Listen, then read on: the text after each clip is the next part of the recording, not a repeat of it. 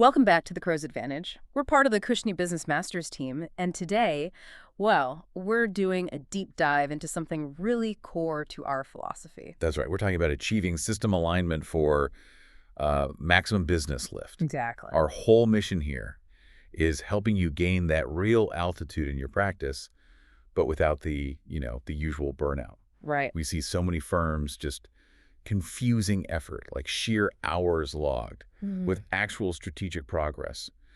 But genuine lift, the kind that scales, it's not about flapping harder. No. It's about position. It's about timing. Which brings us straight to our favorite metaphor, doesn't it? The crow. The crow. It doesn't get higher by just desperately flapping until it's exhausted. No, it finds that invisible current in the air, aligns itself just right. And uses the air itself to gain height. Effortlessly, almost. And that's what we mean by elevation in business. It's about designing your systems, your timing, nailing down that ownership so your firm gains height, gains margin, without, straining your people. It's elevation by design, not by sheer force. Shifting from fighting gravity to mastering aerodynamics, basically. You got it. Okay, so let's talk about that gravity first. If elevation's the goal, what keeps firms stuck on the ground? What are those common things that just add load instead of lift? Well, it often starts with what we call improvisational dependence. Grounded firms, they often think success is just getting the product out the door, right? Regardless of the internal chaos or cost. Yeah, the whatever it takes mentality. Exactly. So when things get complex, what's the default? Layer on another exception, add another manual check, make people stay later. Your best people, the advisors, the accountants, the leads, they become martyrs to the complexity. They're just working harder and harder to keep up. And the result isn't altitude. No, it's just weight, organizational weight, and frankly, a ton of strain on the team. And that strain, it's not just about salary costs, is it? It leaks out. Clients can sense it. Oh, absolutely. When the internal system is overloaded, scrambling, the team feels that pressure and that uncertainty. It somehow transmits itself to the client. They pick up on it. We've seen it where growth actually becomes noisy and expensive because every new client just adds another layer of complexity to manage by hand instead of flowing through a smooth system. Precisely. Look, a firm that runs on memory, heroic late nights, and constant manual workarounds, sure, it might survive for a while. But survival isn't thriving. It's not elevation. Not at all. The crow finds the current. It positions itself. Firms that don't learn to do that with their operations, they stay grounded. They're constantly fighting the air while their competitors, the ones who figure it out, just find that lift. They're still carrying the load themselves. That difference, fighting versus positioning, that feels really crucial. So, okay, how do we translate that? Finding the current, positioning. What does that look like in actual business systems? What is lift in operations? Lift isn't just one thing. It's more like a state you achieve, right? It's built on 3 pillars working together. Deep system alignment, really strategic timing, and just ruthless friction removal. Okay. It's about building a structure where work naturally flows upward, smoothly, without needing constant human pushes and pulls. Let's dig into alignment first. That sounds like the bedrock, the architecture. We talk a lot about mapping the client journey, but what are we really hunting for on that map? We're hunting for cognitive load, unnecessary thinking. Alignment, at its core, removes the need for people to constantly make ad hoc decisions or chase down information. Ah, okay. When a system is truly aligned, the team just knows what happens next. They don't have to recall which of the 3 email threads had the latest update or ask permission for a standard step.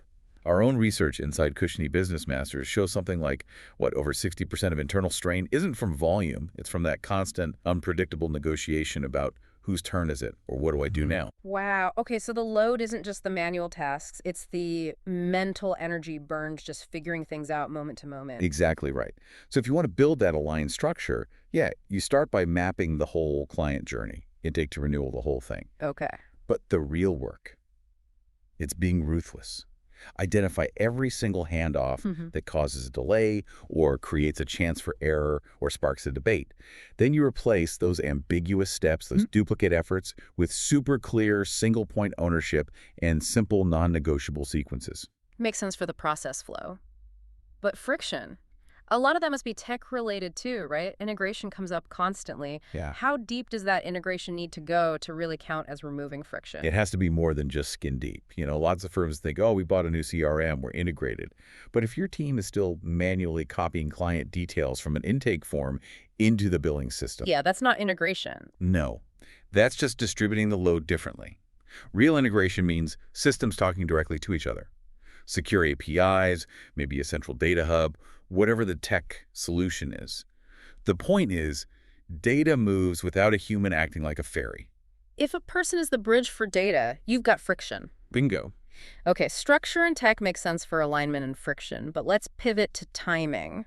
Why is timing up there as one of the big three? Because timing is what turns your service from just, reactive delivery into something truly strategic for the client. It's not about getting the report done whenever it's finally ready. It's about landing that report, that deliverable, perfectly timed for when the client actually needs to use it. Their budget cycle, their board meeting, that looming regulatory deadline. You need to arrive before they even realize they need to ask. Can you give us a concrete example, something that might ring a bell for listeners, where timing went wrong? Oh, sure. I remember working with an advisor, great team, super focused on quality control, Ooh. which meant their big annual performance reviews often weren't totally finalized until, say, mid-February. Okay, sounds reasonable on the surface. Right, except their clients were mostly small business owners who finalized their strategic budgets for the year in late January. Ouch. Yeah. Getting that crucial performance data 3 weeks after the budget's locked, it makes the report historically interesting, maybe, but strategically pretty much useless. Yeah, the value just evaporates. Instantly. Yeah. That timing lag completely undermined the perceived value of all their hard work. That really shifts the focus from just being efficient internally to delivering actual client value. Okay, so when these systems do feed each other properly, when the timing is right, the firm gets this upward force, this lift that sheer effort could never sustain. Exactly. And clients notice. They feel the difference. It shows up as calm, predictable service, perfectly timed insights. They feel supported, carried even, not stressed out by late or messy delivery. They sense the confidence, right? The confidence that comes from a practice running on smooth systems, not just adrenaline and last-minute saves. That's it, precisely. Okay, let's make this really practical. For our listeners, the learners out there who are feeling that load and wanting that lift, how do they start building these currents? You said it requires discipline. It absolutely does. It's a mindset shift. You have to stop just managing the existing load and start actively designing for lift. That's the discipline of elevation. And we've boiled it down to 6 sort of foundational steps to guide it. It takes real commitment. Okay, let's walk through them. Maybe the first couple, focusing on value and cutting waste. Steps 1 and 2. All right. First, document your key client paths. All of them. And here's the tough part. You have to rigorously highlight only the steps that genuinely add value, either clear value the client sees or essential value for compliance. And challenge the rest. Ruthlessly. If a step only exists because, well, we've always done it that way, flag it. It's immediately suspect. Which leads right into step 2, stripping out duplicate work and unnecessary approvals. That feels like where a lot of legacy weight hides. But isn't there a risk? Sometimes those extra checks handle important exceptions, maybe for really high-value clients. That's a great point, and it's where the design comes in. We're not talking about blindly slashing necessary controls. We're talking about defining the criteria for exception handling within the system. Okay. If an exception pops up that requires, say, 3 extra hours of manual workarounds, you have to ask the hard question. Is the value derived from handling it that way truly greater than the friction it creates? Real alignment means designing one smooth path for the 95% of standard cases and one defined, efficient path for the 5% exceptions, not improvising 100% of the time. Got it. It's disciplined exception handling, not just cutting things out.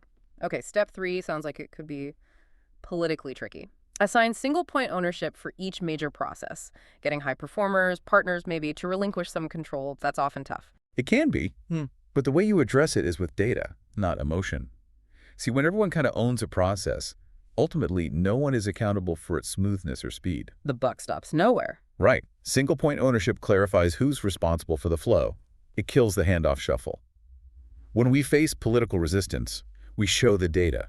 We demonstrate that the process owner isn't necessarily the only decision-maker on content, but they are the one accountable for the metrics, the timeliness, the lack of friction.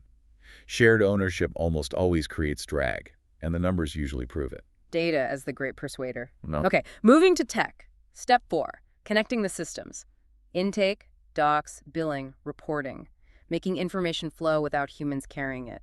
What's the advice for firms maybe stuck with older legacy tech? Yeah, that's common. If you're battling legacy systems, you can't boil the ocean. You have to prioritize. Focus integration efforts on the connections that cause the most manual load right now. Makes sense. Maybe it's just a light API connection, getting systems to exchange just a few key data points automatically. Or maybe it signals the need to move towards a more unified platform over time. But the immediate goal is stop the manual data entry between systems. That's always the weakest link. Good practical advice. All right, back to timing for step 5. Align reporting and reviews to client calendars and regulatory cycles. It really feels like moving from just doing the work to being a strategic partner. It absolutely is. And this takes real forward planning thinking 12, maybe 18 months ahead. You don't wait for the client to ask for their Q4 tax planning docs. Right. The system should be designed so those docs are generated and delivered, say, 3 weeks before the key deadline, maybe with some useful commentary. That predictable rhythm screams competence. It changes the client experience from, oh God, compliance time again, to, effortless, they've got me covered. Love that. Okay, final step. The proof in the pudding. Step 6. Measure timeliness and, crucially, client friction so you can actually see the lift increasing. How do you measure something like friction? It sounds a bit abstract. We make it concrete with metrics.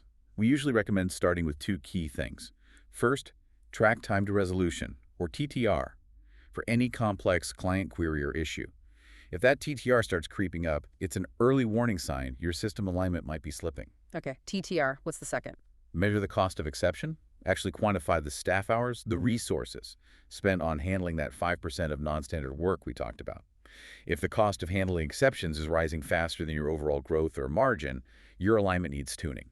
You're improvising too much again. That makes it very tangible. So looking at all 6 steps, the conclusion seems pretty clear. The firm that systematically builds this internal lift is going to run smoother, with less strain. It'll serve clients with more confidence and ultimately operate with better margins. Absolutely. You have to consciously choose that systematic timing, that design flow, over just frantic motion. And then elevation stops being this one-off project, Right. and it just becomes how the practice operates. Day in, day out. And connecting back to the big picture, designing for lift like this, it means you're carefully setting the angles of your wings, to catch the air. You build the currents into your systems. And then rising isn't just hoped for. It becomes inevitable, scalable too. The crow finds the current, then rises, uses the environment. So for you, the listener, think about your week. What's just one manual data transfer, one place you're carrying information between systems by hand that you could eliminate? One small step to reduce load and start building that lift. It starts with one step. It does. Make sure you subscribe to The Crow's Advantage so you don't miss future insights, strategies, and expertise from us here at the Krishna Business Masters team. We're looking forward to sharing more with you really soon.